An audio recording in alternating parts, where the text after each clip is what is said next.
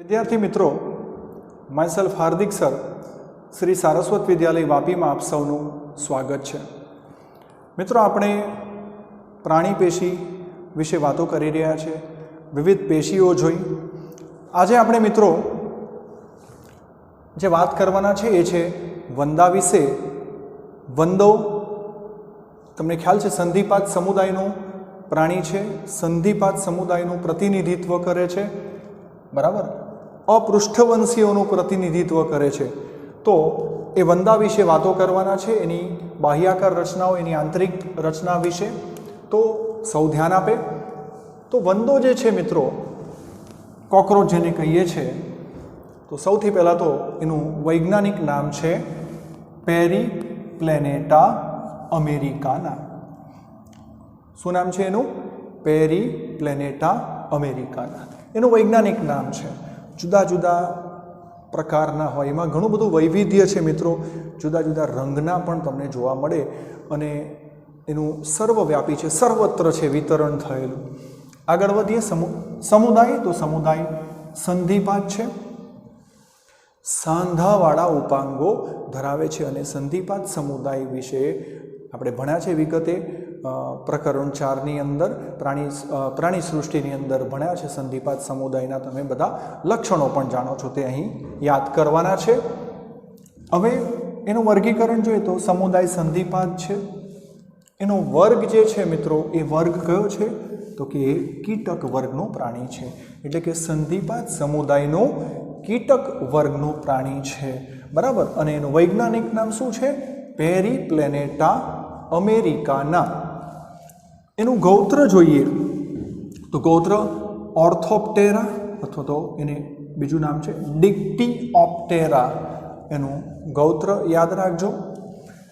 हवे आज वैज्ञानिक नाम थयुं, एमां प्रजाति नाम तो कि पेरिप्लेनेटा अने जातिनुं नाम छे अमेरिकाना। मित्रों, वैज्ञानिक नामकरण करवानी रीत नियमों तमे जाणो छो। एटले वैज्ञानिक नाममां प्रथम नाम प्रजाति अने बीजू नाम जातिनुं होय छे। तो मित्रों, आटली जे वात थई, અહીંથી પણ ઘણા બધા પ્રશ્નો બની ગયા। તો આગળ વધીએ છે मित्रों। વંદો જોયો છે, કોકરોચ બધાએ જોયો છે। તો એ મિશ્રાહારી છે,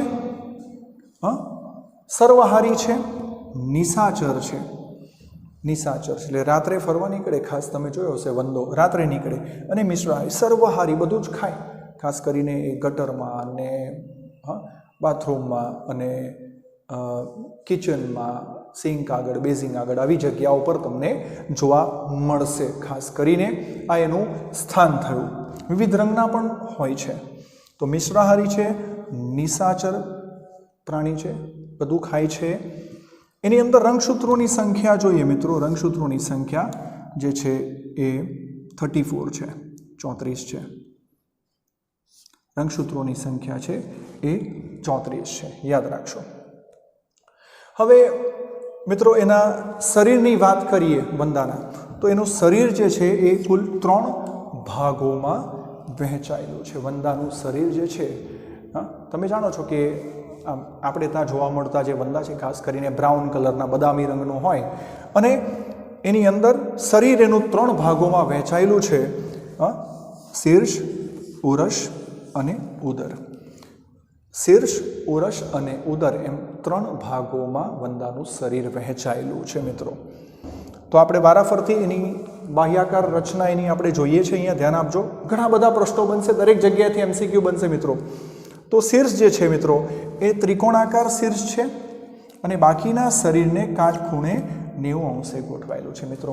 આ જે એનો હેડ પોર્શન દેખાય છે તમને, અહીંયા હેડ પોર્શનની અંદર તમે અહીંયા એની સંયુક્ત આંખ જોઈ શકો છો, અહીંયા સાથે સ્પર્શકો જોઈ શકો છો, બરાબર। એ બાકીના શરીરને 90 ડિગ્રી પર ગોઠવાયેલું છે। એનું જે શીર્ષ જે છે એટલે કે કાટખૂણે ગોઠવાયેલું છે મિત્રો। કુલ 6 ખંડોનું એનું શીર્ષ બનેલું છે। કેટલા ખંડોનું બનેલું છે? કુલ 6 ખંડોનું। એટલે કે જ્યારે ગર્ભ અવસ્થામાં, ગર્ભમાં, પણ પછી સમય જતાં એ પુખ્ત બને ત્યારે એ એક ખંડ થઈ જાય, એક જ આખું ત્રિકોણાકાર એનું શીર્ષ બની જાય। તો 2 પ્રશ્ન બની ગયા। ગર્ભના ખંડો, ગર્ભાવસ્થા દરમિયાન શીર્ષમાં 6 ખંડો, પણ જ્યારે પુખ્તતા પ્રાપ્ત કરે ત્યારે 1 ખંડ થઈ જશે. તો મિત્રો અહીંયા કેટલા પ્રશ્નો બની ગયા શીર્ષ પરથી જોજો. શીર્ષનો આકાર જે છે એનો આકાર છે ત્રિકોણ આકાર છે. બાકીના શરીરને જે છે એ કાટખૂણે ગોઠવાયેલું છે, બરાબર છે. ગર્ભમાં એના શીર્ષના કુલ 6 ખંડો, પણ પુખ્તતા પ્રાપ્ત કરે ત્યારે 1 ખંડ થઈ જાય આખો. એ સિવાય હેડમાં શું જોવા મળે તો કે સંયુક્ત આંખો જોવા મળે. સંયુક્ત આંખો 1 જોડ એટલે કે 2, અને એ જે સંયુક્ત આંખો જે છે કુલ 2000 નાની નાની નેત્રિકાના એકમોની બનેલી છે, એટલે એને સંયુક્ત આંખ કહેવામાં આવે છે. એનું જે વિઝન છે એ મોઝેઇક વિઝન છે, બરાબર છે. એ સંયુક્ત આંખ જે કેટલી 2000 જેટલી નાની નાની નેત્રિકાઓના એકમોનું બનેલું છે, એટલે એને સંયુક્ત આંખ કહી છે અહીંયા. તો શીર્ષ પર સંયુક્ત આંખ છે. એ સિવાય તમે જાણો છો આ સ્પર્શકો જે છે એ 2 સ્પર્શકો, જે આપણે એને જોઈને ડર લાગે, 2 સ્પર્શકો છે. સ્પર્શ એનું કાર્ય શું છે તો કે સ્પર્શ તાપમાન અને કંપનનું કાર્ય કરે છે. એ જે સ્પર્શકો છે 2 એન્ટેના જેને કહીએ છીએ, 1 જોડ એટલે 2, એ 2 એન્ટેના જે છે એ એને માટે શું કાર્ય કરે છે તો કે સ્પર્શ, ટેમ્પરેચર એટલે કે તાપમાન, અને જે કંપન છે વાઇબ્રેશન્સ છે એ વાઇબ્રેશનને પકડવાનું કાર્ય કરે છે. તો મિત્રો આ તો શીર્ષની વાત થઈ. હજી તો હેડ પોર્શનમાં ઘણા બધા પ્રશ્નો. ફરીથી ત્રિકોણાકાર શીર્ષ, બાકીના બોડીને 90 ડિગ્રી પર ગોઠવાયેલું, ગર્ભમાં 6 ખંડનું બનેલું શીર્ષ, પણ પુખ્તતાએ 1 ખંડ થઈ જાય, કાટખૂણે ગોઠવાયેલું, અને સાથે એની સાથે શું ધરાવે છે સ્પર્શકો ધરાવે, સંયુક્ત આંખ ધરાવે, અને બીજું અગત્યનું મુખાંગો ધરાવે. શું ધરાવે છે એ આગળ મુખાંગો ધરાવે છે. હવે મુખાંગો જે છે એ મુખાંગોને આપણે અહીં છૂટા પાડેલા છે. તો મુખાંગો ખોરાકને ચાવવાનું કાર્ય કરશે મિત્રો, બરાબર છે. તો હવે શું છે, આગળ વધીએ મિત્રો. આપણે એના શરીરની અંદર શીર્ષ જોઈ લીધું, ત્યારબાદ એના ઉરસ પ્રદેશ તરફ જઈએ છીએ. બીજા નંબર પર ઉરસ. તો ઉરસ જે છે એ 3 ભાગમાં વહેંચાયેલું છે: પૂર્વ ઉરસ, મધ્ય ઉરસ અને પશ્ચિમ ઉરસ. એટલે આ જે ઉરસ છે એનો જે ઉરસ વિસ્તાર જે છે અહીં 3 ભાગમાં વહેંચાયેલો છે: પૂર્વ ઉરસ, મધ્ય ઉરસ અને પશ્ચિમ ઉરસ. અને કુલ 3 ખંડોનું બનેલું છે. કેટલા ખંડોનું બનેલું છે ઉરસ? 3 ખંડોનું એ બનેલું છે, બરાબર છે. તો ઘણા બધા પ્રશ્નો આવે છે, ખંડોના અનુસંધાનમાં પ્રશ્નો આવશે. અને બીજું, એ જે ઉરસ પ્રદેશ છે એ દરેક ઉરસ પ્રદેશમાંથી વોકિંગ લેગ એટલે કે 1 જોડ ચલનપાદ, એટલે આવા 3 જોડ, 1 2 3 બંને બાજુ, એટલે કુલ 3 જોડ ચલનપાદ વોકિંગ લેગ નીકળે છે. તો ઉરસમાંથી પણ પ્રશ્નો બની રહ્યા છે. ઉરસ 3 ભાગમાં વહેંચાયેલું: પૂર્વ ઉરસ, મધ્ય ઉરસ અને પશ્ચિમ ઉરસ. અને કુલ કેટલા ખંડોનું બનેલું છે ઉરસ? કુલ 3 ખંડોનું. ગર્ભાવસ્થા, પુખ્ત અવસ્થા બંનેમાં કુલ 3 ખંડોનું જ એ રહે છે. તો બરાબર છે. એ સિવાય ઉરસની સાથે પાંખો સંકળાયેલી છે મિત્રો. એની પાસે 2 જોડ પાંખ છે. વંદાની પાસે 2 જોડ પાંખ છે. એમાં અગ્રપાંખ અને પશ્ચિમ પાંખ. તો મિત્રો જે અગ્રપાંખ છે એ અગ્રપાંખ મધ્ય ઉરસ સાથે સંકળાયેલ છે. શાની સાથે સંકળાયેલ છે? એ મધ્ય ઉરસ સાથે સંકળાયેલ છે. જ્યારે એની પશ્ચિમ પાંખ જે છે પશ્ચિમ પાંખ એ પશ્ચિમ ઉરસ સાથે સંકળાયેલ છે, અને એને ઉડવા માટે કામ આવે છે. 2 પ્રકારની પાંખ છે. આ ઉડવા માટે કામ આવે છે પશ્ચિમ પાંખ. એની જે અગ્ર પાંખ છે જે બ્રાઉન કલરની છે એ ઘણીવાર તમે જાણો છો એ નિર્મોચન કરે છે, એની પાંખોને ખેરવે છે. તો એ બ્રાઉન કલરની છે જે અગ્ર પાંખ છે, મધ્ય ઉરસમાંથી નીકળે છે. અને પશ્ચિમ પાંખ જે છે એને ઉડવા માટેની પાંખ છે, બરાબર છે. આ પાંખ એને ઉડ્ડયનમાં મદદ નથી કરતી. કઈ પાંખ ઉડ્ડયનમાં મદદ કરે છે? એની પશ્ચિમ ઉરસમાંથી નીકળતી પશ્ચિમ પાંખ જે છે એને ઉડ્ડયનમાં મદદ કરે છે, બરાબર છે. તો ઘણા બધા પ્રશ્નો થઈ ગયા. ઉરસમાંથી પણ ઘણા બધા પ્રશ્નો થયા. તો આપણે વાત કરી હવે અહીંથી એને માટે વોકિંગ લેગ નીકળે છે ચાલવા માટે ચલનપાદ અહીં નીકળે છે, બરાબર. તો એમાંથી એક એનો આપણે ચલનપાદ લઈએ અને એને સમજવાનો પ્રયત્ન કરીએ. તો એનો એક પગ જે છે તેને આપણે અહીં બતાવ્યો છે. તો એ વોકિંગ લેગ, તમે જોયું કે સાંધાવાળા ઉપાંગો, નામ છે સંધિપાદ સમુદાય. સાંધાવાળા એટલે એના આખા શરીરમાં સાંધા જ છે. તમને બધા સાંધાઓ જોવા મળશે. સાંધાવાળા ઉપાંગો છે, બરાબર. પ્રાણી જગતનો સૌથી મોટો સમુદાય છે સંધિપાદ. તો એના વોકિંગ લેગ, વંદાનો જે ચલનપાદ છે એ કુલ 5 ખંડોનો બનેલો છે. ફરી પાછો પ્રશ્ન આવી ગયો અહીંયા. કુલ કેટલા ખંડો? કુલ 5 ખંડોનો બનેલો છે, બરાબર. તો એ દરેક ખંડોને જોઈએ, એને ક્રમમાં ગોઠવો, ચડતા ઉતરતા ક્રમમાં, એવો પણ પ્રશ્ન આવે એના ભાગોને. તો શરૂઆત થાય છે, આપણે અંદરથી બહાર તરફ આવીએ પગની રચનામાં. પહેલું છે, આપણે એને નામ સમજવા માટે નંબર આપી દઈએ, કક્ષ. આ જે ભાગ થયો એ શું કહેવાય છે? કક્ષ. અને એ સૌથી બ્રોડ એટલે કે પહોળો ખંડ છે.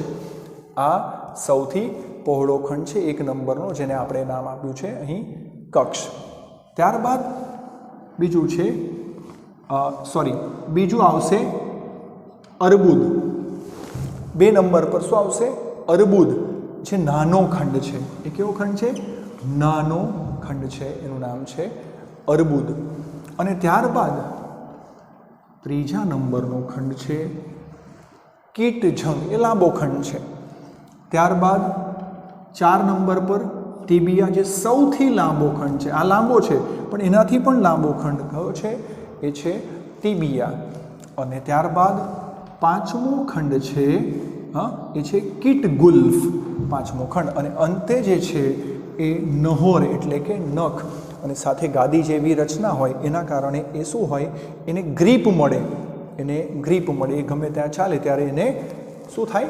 ગ્રીપ મળશે. ગાદી જેવી રચના અને નખ જેવી રચના સાથે એના અગ્રભાગે, ટોચના ભાગે હોય છે. મિત્રો, પ્રશ્ન ખાસ આજે મેં 5 ભાગો લખ્યા, એ 5 ભાગોના નામ પરથી પ્રશ્ન, એને યોગ્ય ક્રમમાં ગોઠવવાનો, એટલે કે જે સાચા ક્રમની જોડવાળો જે MCQ આવે ને એમાં પૂછાય. તો ફરીથી એકવાર બધાના નામ જોઈ લઈએ. સૌથી આ પહેલું જે કીધું તે કક્ષ, સૌથી પહોળો. બીજો પ્રશ્ન બની ગયો, એ સૌથી પહોળો ખંડ છે. ત્યારબાદ કીટજંગ, 1 નંબરનો કક્ષ. ત્યારબાદ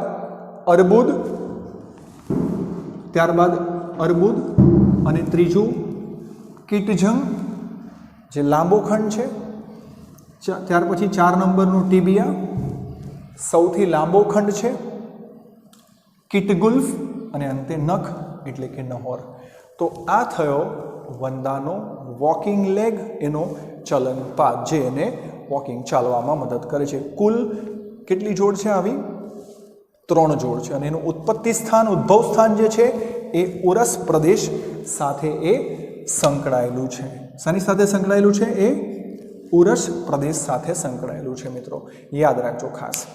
હવે આગળ વધીએ ઉદર પ્રદેશમાં.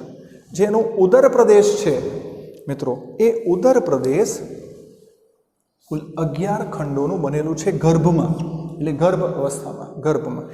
પછી પુખ્તતાએ કેટલા ખંડો? પુખ્તતાએ જે છે એ 10 ખંડોમાં એ કન્વર્ટ થાય છે. આપણે ઉપર જોયું ને કે એનું જે શીર્ષ છે એ શીર્ષ કુલ 6 ખંડોનું બનેલું ગર્ભમાં. ત્યારબાદ એ પુખ્ત અવસ્થામાં એ 1 ખંડનું થઈ ગયું, બરાબર છે. તો અહીં ગર્ભમાં કુલ ખંડો ઉદરના 11, પણ પુખ્ત વંદામાં કુલ ખંડો 10 ખંડોમાં એ ડિવાઈડ થયેલું છે. હવે અહીં બીજા 2 પ્રશ્નો બને. આ કુલ ખંડોની વાત આવે એના પરથી. તો ગર્ભમાં જે છે ખંડો એ કેટલા છે? અહીં 20. પણ પુખ્તતાની વાત કરીએ તો એ ખંડો કેટલા થઈ જાય છે? 14. તો કે એવું કેમ થઈ ગયું? તો ગર્ભમાં 20 ખંડો હતા, પછી 14 કેમ? તો કે ખંડોનું ફ્યુઝન થઈ જાય, ભેગા મળીને 1 ખંડ થઈ જાય. જેમ શીર્ષમાં જોયું ને, 6 ખંડો ભેગા મળીને એક ત્રિકોણાકાર એનું હેડ બન્યું છે. મિત્રો, ખંડો પરથી પણ અહીં ઘણા બધા પ્રશ્નો આવી રહ્યા છે. આગળ વધીએ, આપણે ઉદર પ્રદેશ પર આવ્યા તો જે ઉદર પ્રદેશ તરફ તમને દેખાય છે અહીં કંઈક રચના નાની નાની આપણે એને હાઇલાઇટ કરી, આ નાની પુચ્છકંટિકા જેના પર મેં હાઇલાઇટ કર્યું છે ખાસ. પુચ્છકંટિકા પર હાઇલાઇટ એટલા માટે કર્યું કારણ કે આ જે પુચ્છકંટિકા જે છે નાની એ માત્ર નર વંદામાં જ હોય છે. એટલે નર અને માદા વંદાનો જે બાહ્ય લિંગભેદ જે છે બરાબર જુદા છે, બંને એક લિંગી છે. નર અને માદા વંદો અલગ છે, બંને એક લિંગી છે.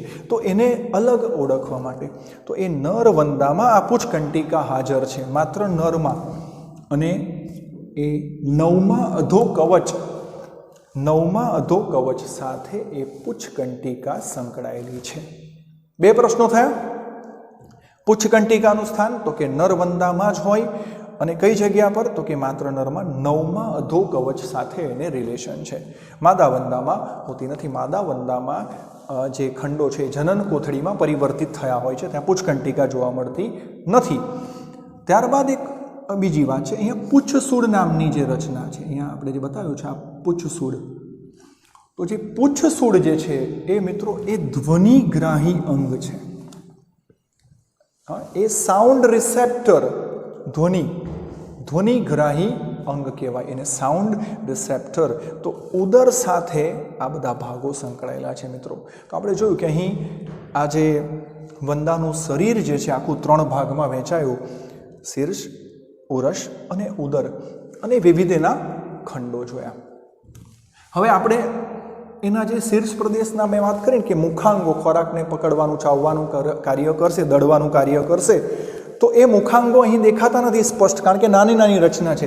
એટલે એ મુખાંગોને, કારણ કે એનું શીર્ષ આમ 90 ડિગ્રી પર છે, તો આપણે એના મુખાંગોને અહીં શું કર્યા છે, છૂટા પાડી નાખ્યા છે.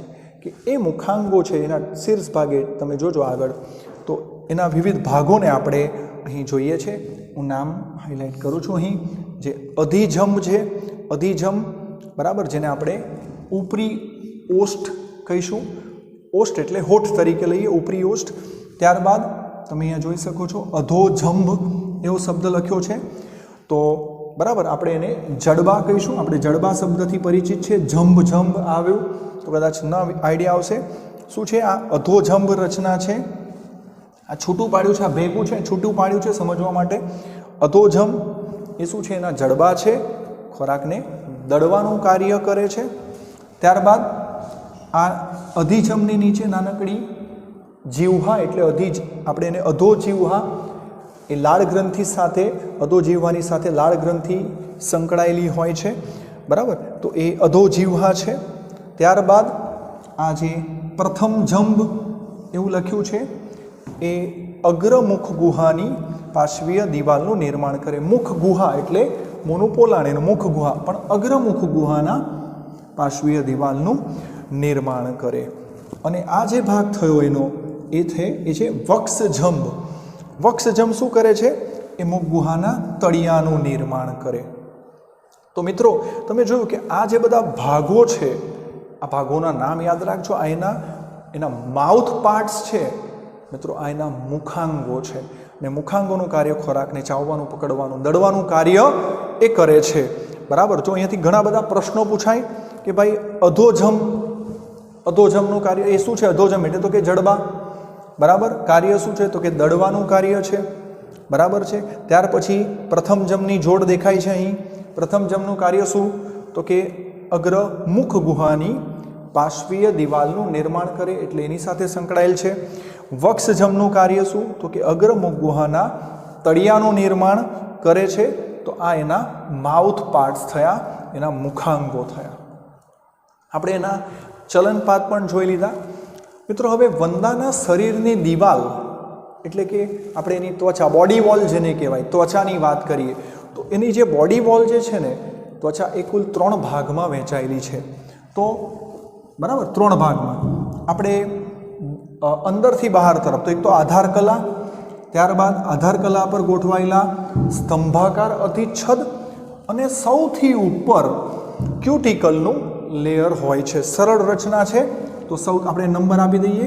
સૌથી ઉપર અહીંયા ક્યુટિકલનું લેયર, સૌથી ઉપર ક્યુટિકલ. ત્યારબાદ આ 2 નંબર પર સ્તંભાકાર અધિચ્છદ, અને એ ગોઠવાયેલા ક્યાં છે? આધાર કલા ઉપર ગોઠવાયેલા છે. સ્તંભાકાર અધિચ્છદીય પેશી આપણે ભણી ગયા છે મિત્રો. તો આ છે એની શરીર દિવાલ. આ શું છે? એની બોડી વોલ છે. એટલે આ રચના જે છે વંદાની શરીર દિવાલ થશે.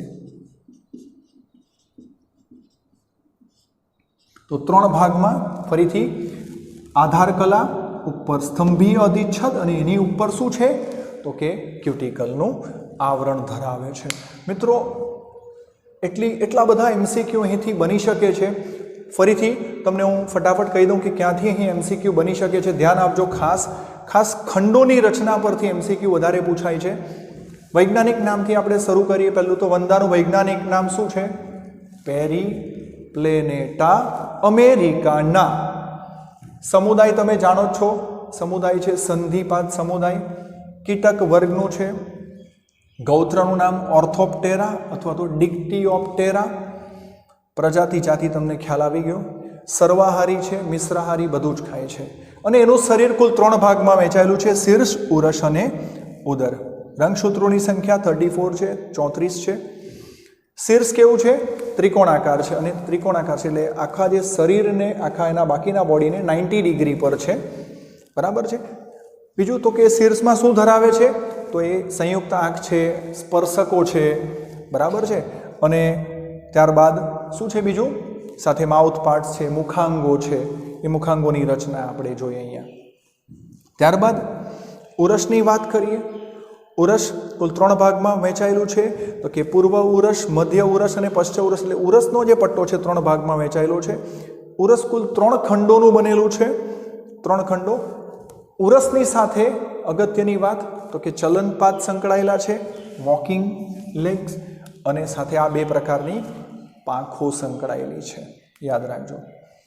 પાંખોની વાત કરીએ તો અગ્રપાંખ જે છે એ મધ્ય ઉરસમાંથી નીકળે છે. પશ્ચ પાંખ છે એ પશ્ચ ઉરસમાંથી નીકળે છે પાછળના ભાગેથી. અને ખાસ કરીને એને ઉડ્ડયનમાં એટલે કે ઉડવા માટે મદદ કરે છે. એટલે એની પાસે 2 જોડ પાંખો છે. એનો આ વોકિંગ લેગ આખો આપણે એને બહાર કાઢીને ચેક કર્યો. તો વોકિંગ લેગ કુલ 5 ખંડોનો બનેલો છે. 5 ખંડો. અહીંથી પ્રશ્ન ક્રમ આપે આપણે.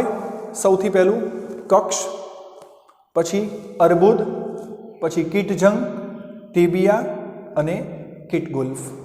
બરાબર. ત્યારબાદ આપણે એની શરીર દિવાલની રચના જોઈ, એના ભાગો જોયા. તો મિત્રો ઘણા બધા અહીંથી એમસીક્યુ બની શકે છે. મિત્રો આગળ વધીએ. હવે વંદાનું પાચન તંત્ર. વંદાનું પાચન તંત્ર, એનું જે ડાયજેસ્ટિવ સિસ્ટમ છે, એલિમેન્ટરી કેનાલ છે, એની વાત કરીએ મિત્રો. આપણે વાત કરીએ કે વંદો સર્વાહારી છે, બધું ખાય છે, પરંતુ એનું જે તંત્ર છે, પાચન તંત્ર છે, કેવું બનેલું છે. પછી પાચન ક્રિયાની વાત તો પછી આપણે પહેલાં પાચન તંત્રને જોઈએ આપણે. તો સૌ ધ્યાન આપે આકૃતિમાં. વંદાનું પાચન તંત્ર કુલ 3 ભાગમાં મિત્રો વહેંચાયેલું છે. બરાબર.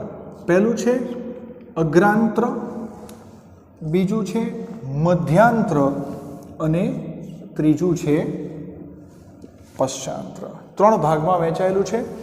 અગ્રાંત્ર, મધ્યાંત્ર અને પશ્ચાંત્ર. અહીંથી પ્રશ્ન થઈ ગયો કે વંદાનું પાચન તંત્ર કુલ કેટલા ભાગોમાં? કુલ 3 ભાગો પડશે એના: અગ્રાંત્ર, મધ્યાંત્ર અને પશ્ચાંત્ર.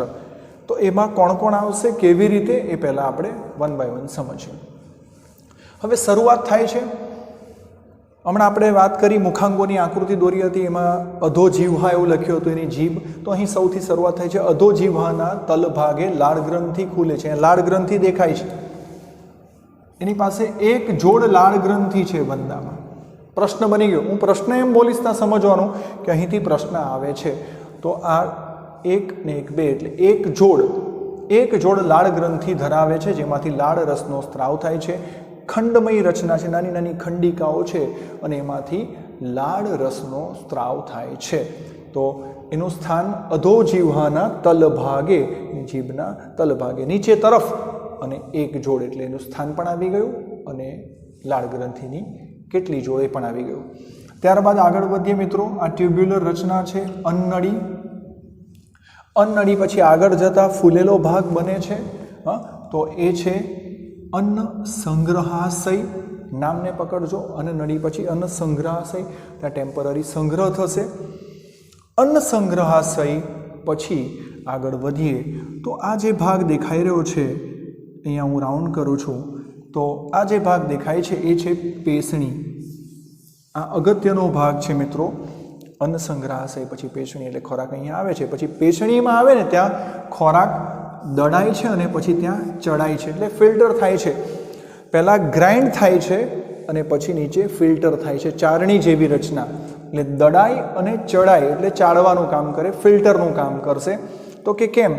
તો આ જે પેશણી જે છે મિત્રો, પેશણીની અંદર 6 વર્તુળી કાઇટિનના દાંત આવેલા છે. કાઇટિનના દાંતા જેવી રચના છે વર્તુળી, અને એના કારણે એ ગ્રાઇન્ડ કરશે ને ત્યારબાદ પછી નીચે ફિલ્ટરનું કાર્ય કરશે ચાલણી જેવી રચના દ્વારા. તો પ્રશ્ન આવે છે અહીંયાથી પેશણી, એનું કાર્ય અને આ કાઇટિનના 6 દાંત, એના ઉપરથી પ્રશ્ન આવે છે. તો મિત્રો આપણે આ જે અત્યાર સુધીનો જે ભાગ થયો, આ જે આટલો પેશણી સુધીનો જે ભાગ થયો, એને આપણે શું કહીશું? એને કહેવાય અગ્રાંત્ર. બરાબર, શું કહેવાય એને? અગ્રાંત્ર. આગળ વધીએ છીએ. પેશણી પછીનો જે ભાગ ચાલુ થયો, તો તમને અહીં આવા નલિકામય આવા 4 ને 4 8 આવી રચના દેખાય છે. આ છે અધ્યાંત્રો છે, અંધ્યાંત્રો, અને લગભગ 4 જોડ એટલે કે 8 નંગ જેવા દેખાય. 4 થી 8, 4 જોડ એટલે 8 નંગ, 4 ને 4 8. એ પાચક રસનો સ્ત્રાવ કરે છે. આ એનું કાર્ય થયું. કાર્ય શું છે? પાચક રસોનો સ્ત્રાવ કરે એટલે પાચન, ખોરાકના પાચનમાં એ મદદ કરશે. તો એનું કાર્ય પણ યાદ રાખજો. અધ્યાંત્રો પાચક રસનો સ્ત્રાવ કરે, લગભગ 4 જોડ જેટલી છે. હવે આગળ વધીએ. હવે ત્યાર પછી જે આ એનું જે ટ્યુબ્યુલર સ્ટ્રક્ચર દેખાય છે, આ જે નળિકામય ભાગ દેખાય છે, બરાબર, અહીંયા ફરી પાછી કંઈક ફાઇબર્સ જેવા દેખાય છે. તો એ છે, આ શું છે? તો કે માલ્પિધિયન નલિકાઓ છે. તો એ માલ્પિધિયન નલિકાની ઉપર સુધીનો જે ભાગ છે, અહીંયા સુધીનો જે ભાગ થયો, તો આ જે ભાગ થયો એ છે મધ્યાંત્ર. એ શું છે? મધ્યાંત્રનો સેક્શન થયો. આ જે સેક્શન થયો પેશણી પછી ને માલ્પિધિયન નલિકા પહેલાંનો, તો મધ્યાંત્રનો સેક્શન થયો. હવે ત્યારબાદ આ જે માલ્પિધિયન નલિકાઓ જે છે, આ માલ્પિધિયન નલિકાઓ જે દેખાઈ રહી છે એ ઉત્સર્ગ એકમ તરીકે વર્તે છે.